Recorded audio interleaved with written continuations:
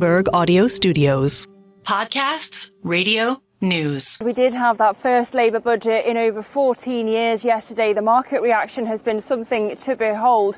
Chancellor Rachel Reeves, thank you so much for joining me. I feel like I'm kind of here for a reason because we've seen such a ferocious gilt sell-off. It's spreading now to stocks and sterling. Are you worried that we're heading for a Liz Truss situation? The number one commitment of this government is economic and fiscal stability, which is why we put in place yesterday in the budget robust fiscal rules that we will meet 2 years early. There's a significant fiscal consolidation during the course of this Parliament that takes debt as a share of our economy from 4.5%, which is what we inherited, to 2.1% of GDP. And we've set out a framework for the second phase of the spending review based on the envelope that we set out yesterday. That will require difficult decisions, but they're ones that this government are prepared to make because we know the importance of economic and fiscal stability. But Chancellor, your margin for error for meeting your main fiscal rules near historic lows. If there's even a minor hit to growth, you'd have to hike taxes more to hit your fiscal rule. That's not very stable for the bond vigilantes, is it? We have more headroom than the previous government left us, and that is important to guard against those sorts of shocks. But we, in the budget yesterday, were open and honest about the scale of the challenge left to us by the previous government, but we have now put our public finances on a stable and a solid trajectory, including through difficult decisions on increasing taxes. We did increase taxes yesterday by £40 billion. That was necessary alongside with the changes we've made on spending and welfare to put our public finances on a firm trajectory, and that's what we did in the budget yesterday. But how can investors believe that this is a one-off hit when you repeatedly said before the election you weren't going to raise taxes beyond your manifesto commitments? Now you've raised them £20 billion more than the fiscal hole the Tories left behind.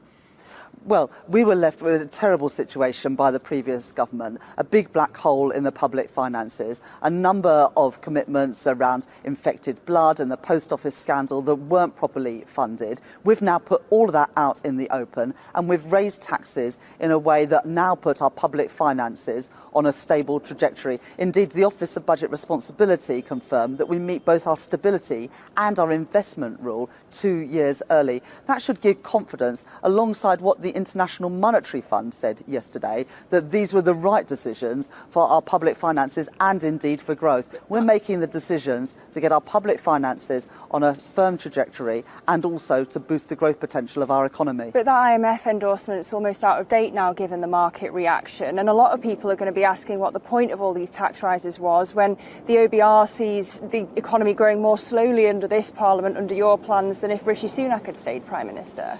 But the OBR say that their forecast in March would have been materially different if they knew then what they know now about the previous government spending plans. So those comparisons aren't fair ones to make. The OBR say that growth will be around the same in this Parliament as what they said previously. But of course, those projections were based on spending projections which weren't real. The growth forecasts, though, aren't the summit of my ambition, which is why we are doing planning reform, pensions reform, skills reform to get our country growing again, and we're determined to do that. But the OBR also say that over the longer term our plans will boost GDP by 1.4%. That is significant. 1.4% when our economy has barely grown the last 5 years. It is a significant boost to growth. But it shows that this government,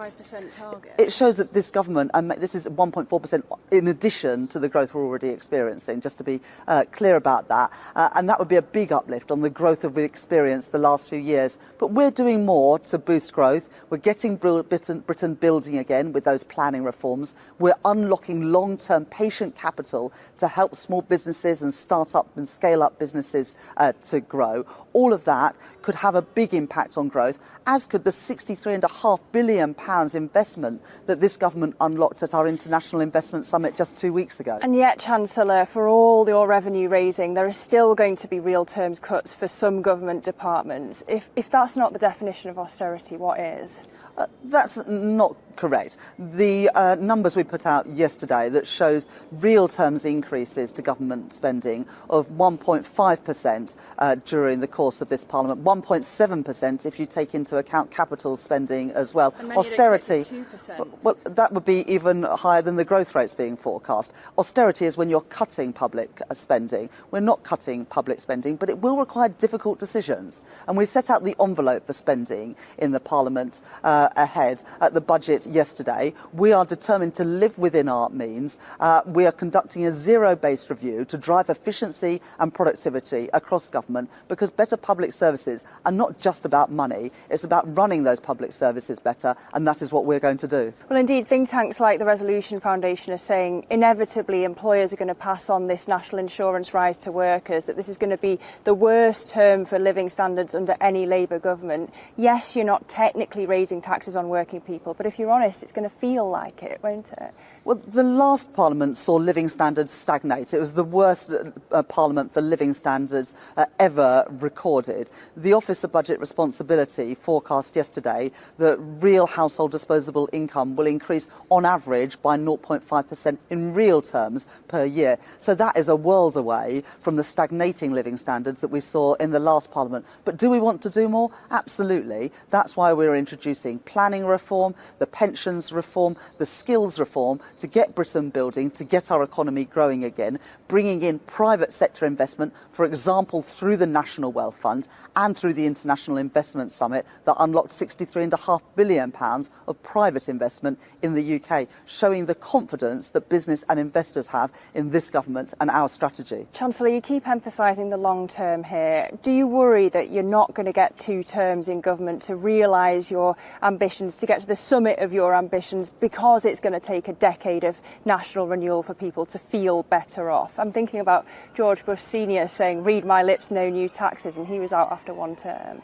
Well, we made it was a significant budget yesterday, but that budget wipes the slate clean so that we never have to do a budget like this again. We are cleaning up the mess left by the previous government, but we are meeting our fiscal rules 2 years early. We've set the spending path for public services for the course of this Parliament. We will do a zero-based review to make sure we're getting value for money for that spending. We have had to make tax increases, but that is to get our public finances on a sustainable footing. Economic and fiscal stability are the number 1 priorities of this government, and we will meet them. So can I take that a confirmation, no tax rises for the rest of this Parliament? Well, no Chancellor is going to be able to tie their hands in that way, but there was a significant budget yesterday because we had to wipe the slate clean after the economic mismanagement, the chaos and the instability from the previous government. No government should have found themselves in the position that we did, having to clear up that mess. We've now done that, and we can move on. Chancellor Rachel Reeves, thank you so much. Thank you.